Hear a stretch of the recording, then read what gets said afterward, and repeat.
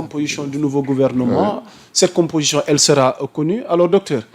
mu mel ni daanaka fukki fan ginnaaw bi Ousmane Sonko wàccee ci bopp primature bi. ñu jiital ki nga xamante moom mooy Ahmadou Al Amin Lo. fukki fan ñuy toog di xaar sunu gouvernement ñiy jàpp ni yéex na. lan la état bi di xaar pour publier liste bi yow à ton niveau attente bi boobaak léegi yow noo ko jàngatee. attente bi kay bon sori na de yàgg na de Sénégal le 10 jours sans gouvernement. bon ancien gouvernement bi rek moo fi nekkoon alors.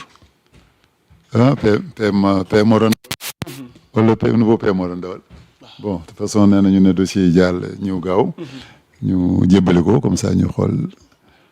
ban responsable ban non kay li may sentir nee nañu bu ma ko wax di quoi. day yàq xelu xale yi. day yàq xelu xale yi. waaw. alors gouvernement gi jot a jàll daanaka ñaari at. ok. waaw loolu yëpp dinañ ci ñëw ci biir waaw dinañ ci ñëw ci biir. dem ba 50 ans sax il y avait un plan d'un projet de 50 ans. ok. loolu exactement. buy dem nii di tas balaa mu yàgg 5 ans. jaaxle dañ jaaxle de man de dama jaaxle. exactement. alors Ismaïla mu mel ni internautes yi nañu muñandiku rek.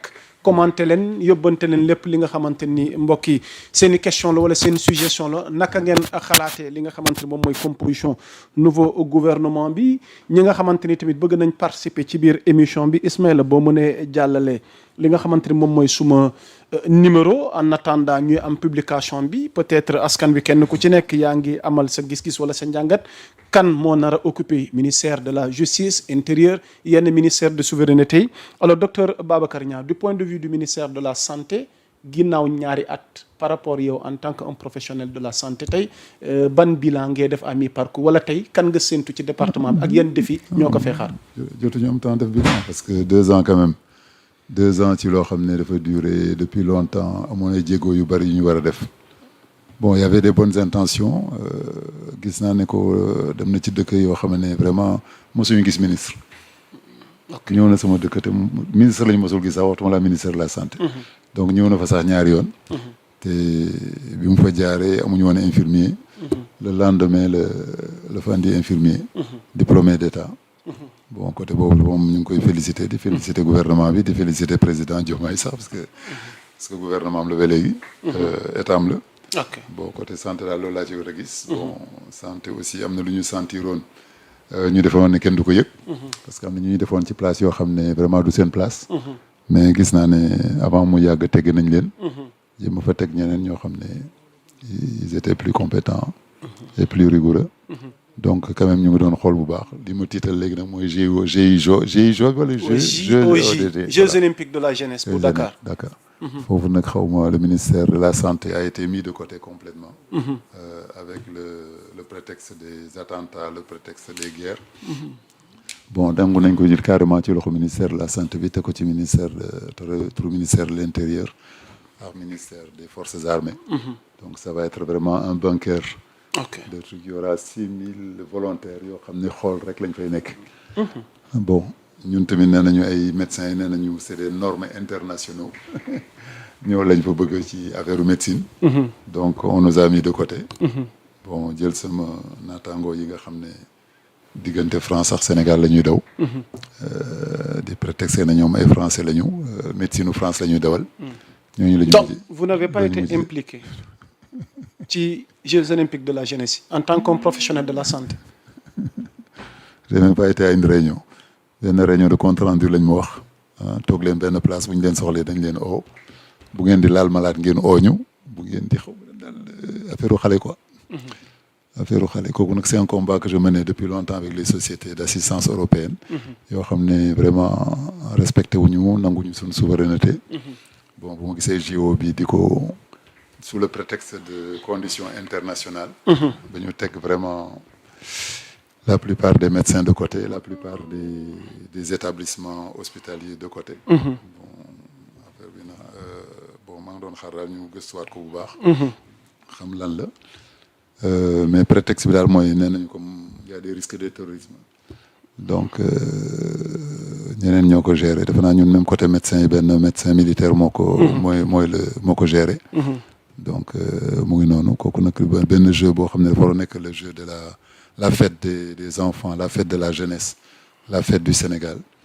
mais gis naa ne que li ma gis déjà ci médecine bi moom daf mel ni am nañu ko bennoo la ñuy wax waaw ñu ko defee bennool seen bopp ñu ko atimal seen bopp. Ce qui fait que man li ma ci gisee intérêt bu Sénégal bi moom. dina doy waar.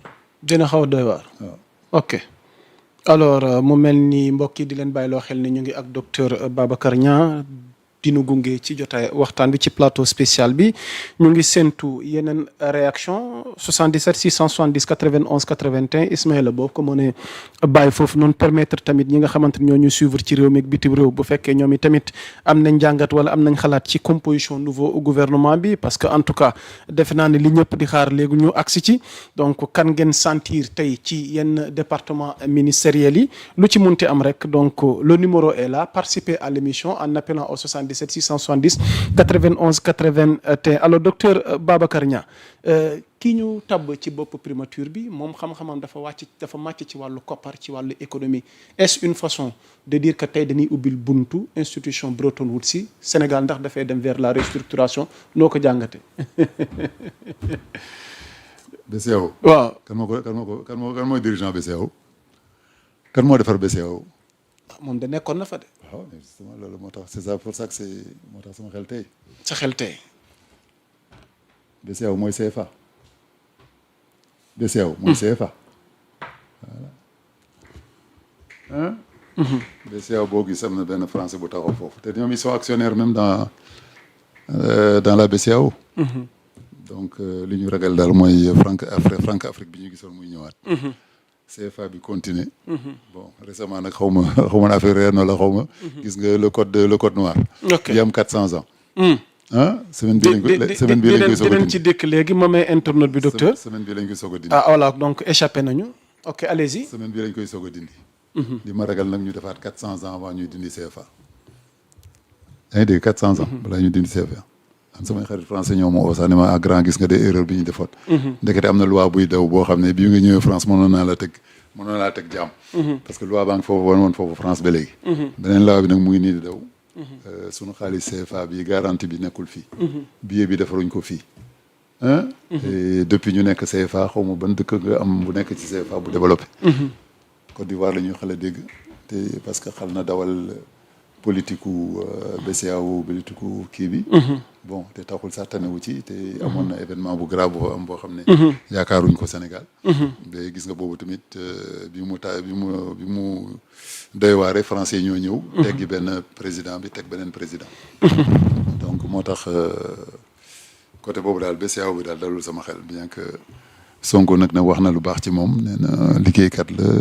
dina kii mais bi Macron tamit génne ne sunu président Diomaye. ne t'inquiète pas France a ngi sa ginnaaw. on va pas te laisser tomber. mais au contraire man defe naa France moo ragal ñu laisser ko tomber. parce que bés bu ñu ko laisser tomber am na yu bëri yoo xam ne dina régler wu Sénégal ci souveraineté ci commerce ak ci liberté même d'aller vers dans d'autres pays. c'est actuellement ñu ngi tiital ñu naan oui vous allez vous retourner vers les Chinois et vers les Russes. mais kooku quel est le problème. Quel est le problème quand on peut créer un terre à moins de cher que li ñu fay Thomson